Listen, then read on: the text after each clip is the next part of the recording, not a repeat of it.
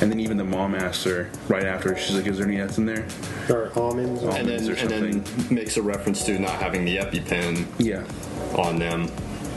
And then that's when they go to the party, and then there's a 2-second, 5-second scene where you see someone cutting up walnuts or whatever on the counter, and then they make a cake. When they're driving to the party, they pass a telephone pole, and on the telephone pole you can see that it has the same symbol that the grandmother had on the necklace. Oh yeah, that's right. Crazy ass shit. Yeah. Meticulous, Shining-esque details. Yeah, we should watch the movie backwards and see. So she eats the chocolate cake unaware. Yeah, because he's like, go eat the cake. Look, they got cake for you. Because he wants to go get high, and obviously she can't come. And you could tell she's very uneasy about being at the party. Yeah. She doesn't know. She's like, I don't know anybody. I don't know anybody. What do you mean you want me to go eat this cake? And she's like, they're not going to give me cake. They don't know me. He's like, they're giving it out for free. Just stand over there, and they'll give you a slice. Yeah. So then he goes to have fun with his friends in the other room. Charlie ends up at the cake table. Yeah. She starts eating it. And you can tell right away she's kind of something's affecting her, because she's kind of like she's swallowing it, and then she's like she's eating it. Like you can tell that she's uneasy after eating like a couple bites of it already. So her neck starts to swell, and she immediately goes to find Peter and tell him that something's wrong. She doesn't know what's wrong, but she's having trouble breathing. Yeah. You can see in her face too; it's like swollen. She's getting welts and stuff. And he immediately realizes what's happening. He kicks into Big Brother mode. Yeah, he takes her. Yeah. He runs her out to the car. Yeah. And everything seems like it's going okay. They're on the way en route. That's what I thought. En route to the hospital. And Charlie starts to freak out in the back seat. She basically puts her head out of the window to get some fresh air, because she's gasping for the air because of her neck is slowly tightening. And we see Peter swerves out of the way there's some roadkill on the road, and he swerves to try to not hit it, and then he brushes up against what looks like is the telephone. It's the same telephone pole. Exactly. Yeah, and Charlie gets beheaded. Which I gotta say, when I saw it in the theater, I didn't catch that. I didn't either. I saw that she hit the head, and I'm like, it was obvious that was bad. Her neck, like her face is exploded or something. Yeah, but when I watched it, last night, you can see the blood kind of. Like when she hits it, you can see like kind of an explosion of blood at the same time. And I didn't catch that in the theater the first time. I knew that she was dead, but I didn't know that had happened. Well, it's very fast and it's very dark. Yeah. So you have to, it's cool to watch this film again because you got to see. It's better to when you know what's coming, so you can analyze it a little better. Yeah, you check out more things that you weren't really focused on. Yeah, she smacks the shit out of the pole. It's very, very unforgiving. Oh, yeah. Looking. Yes. And then immediately, Peter... He slams on the brakes. And he goes into shock. Yeah. Yes. His eyes, it's like he's kind of trying to absorb what just happened. Because it happened so quick. And his eyes kind of start tearing up. And he doesn't tell anybody. You can tell from that scene too when he's in the car when he hasn't taken off yet. He has the brakes on and everything, and he kind of you can tell he wants to look back, but he doesn't.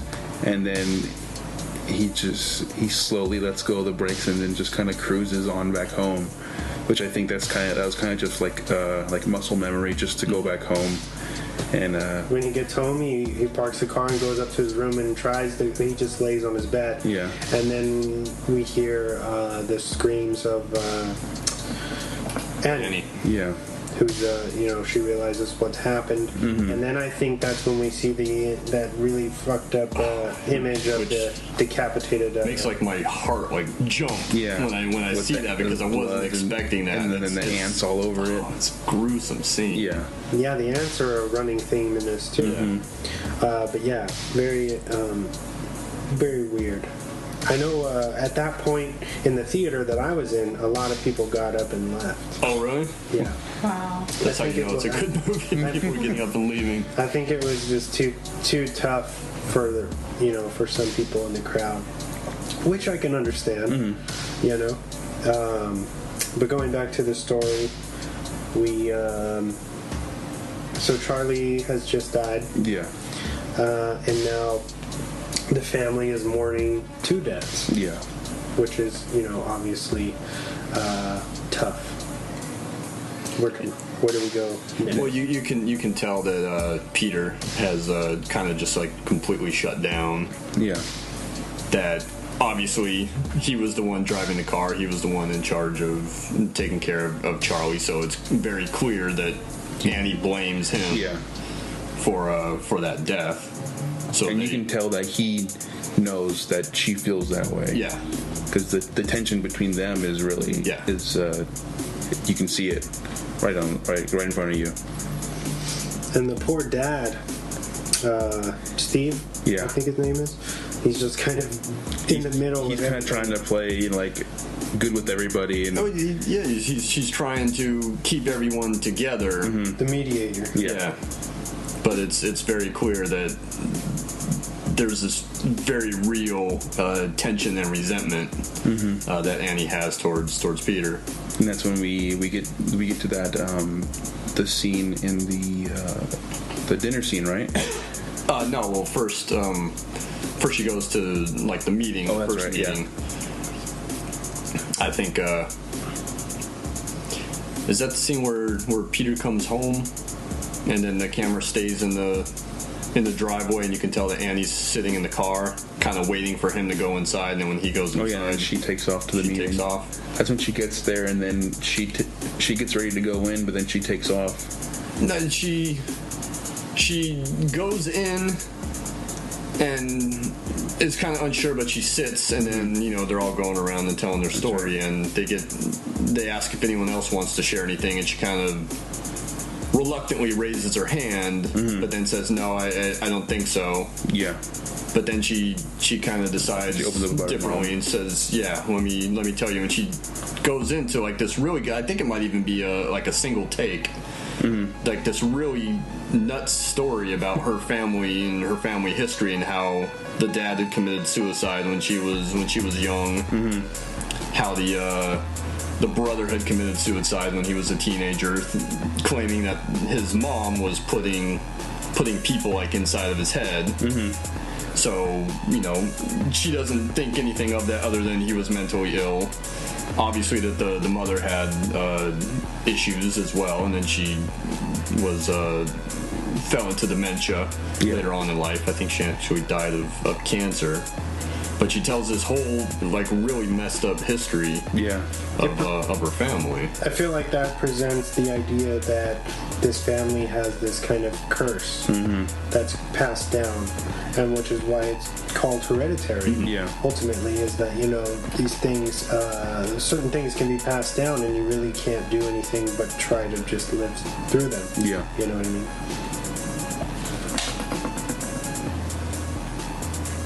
So I think we messed up a little bit on the timeline. That first meeting where she opens up and talks about her mom was before Charlie died. And then, so where are we after that? Because we talked about that meeting and then Charlie dying. And then, does that go to the next meeting, right? Yeah. So the next meeting that's when she pulls up. And she kind of has second thoughts about that one. And that's when she turns around in the parking lot and runs into Joan. And then she says she recognizes her from her... how does she recognize her? From the first meeting, that's right, yeah. And she sees her and, says... you didn't want to go inside. And she's like, oh no, I have something else to do. But it's clear that she doesn't. And Joan knows that she's lying about that. So Joan kind of opens up to her about, I lost my son and my grandson. They both drowned not too long ago, and that's why Joan is at these meetings. But something that we did skip over, and that's my fault. is right after the funeral.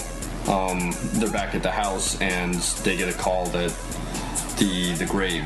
Oh, that's right. The mother's grave has been desecrated. Yes. And Steve Yeah. doesn't tell Annie about it. Yeah, he just says some billing crap. Yeah, it was a billing issue. He can see that Annie's very kind of already teetering. She's on the edge already. Yeah, so he's like, he keeps it to himself. Yeah. And we find out later why it was desecrated, actually. Yeah. Yeah, so she meets Joan, and then they go to, I think, Joan's apartment. Yeah. And they're talking, and Annie kind of opens up to Joan a bit and talks about how she and Peter have always had this weird relationship, where almost like he feels that she doesn't love him, that she used to sleepwalk, that one night she woke up and they were both covered in paint thinner. Actually, Peter and Charlie were both covered in paint thinner. She covered in both of them in paint thinner while she was sleepwalking. And she said as she had matches with her too, she was going to light them on fire. And once she lit the match, she had woken up and put it out, right? Yeah, she kind of snapped out of it. And but Peter was awake by then, right? Yeah, Peter was the one that kind of caught her. Yeah, I don't think Charlie ever really knew. But and that's one thing that Peter has always had this kind of resentment towards her, because he feels like she didn't love him, she didn't want him, and that's where that really comes from. Yeah. And then I think that, later on, she's home, and that's when that dinner scene happens. Yeah. Is Steve walks in and sees that she's kind of made this diorama of the accident scene. Yeah, which was it's a horrible thing to reenact, right? Or to, make a model of. Yeah, yeah. And asks her if she's going to come down for dinner, and she kind of gives him, like a jerky answer. I think she said, I made dinner. He's like, no, you didn't. I made dinner. Yeah. It's ready. It's downstairs. Yeah, and then he basically just tells her, come or don't, I don't really care. Yeah. Because he's kind of getting to the end of it. And then they go downstairs and they have dinner, and then everyone's just kind of quiet. Yes. And then that's when it's obvious that Annie is holding on to something. Oh, yeah. And Peter asks her, do you have something to say?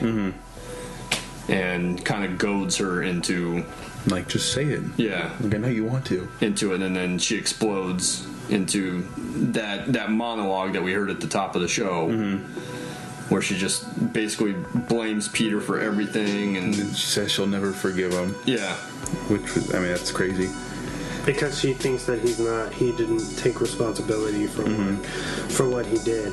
And then so he fires back with, well, if you hadn't forced me to take her to the party, then we wouldn't be in this situation either. And you see this kind of disgust come over her face. Yeah. And then Steve, the dad, immediately jumps in and says, hey, I told you guys to stop. This is the end of this conversation. And then Annie gets up. And she storms off. Yeah, and she says, you know what? Fine. And she leaves. Yeah. And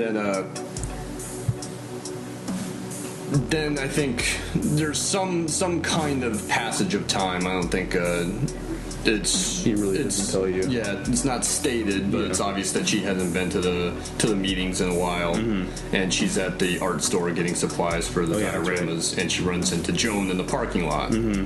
And Joan tells her, I'm wonderful. The most wonderful thing has happened. We talked with a medium, like a spiritual, what'd she say? Not a spirit guide, but I think she said a seance, right? Seance? Yeah, they had a seance. Yeah. And she didn't want to believe it, but they managed to contact somebody. Yeah. And she said, it was very, very real. And then afterwards, she stayed behind and talked to the medium, and the medium gave her kind of a specific set of instructions. This is what you do. This is how you do it if you want to conjure up the spirit of, your loved one. Yeah. and she says, "Hey, I didn't believe it, but believe me, it's real." And then they go to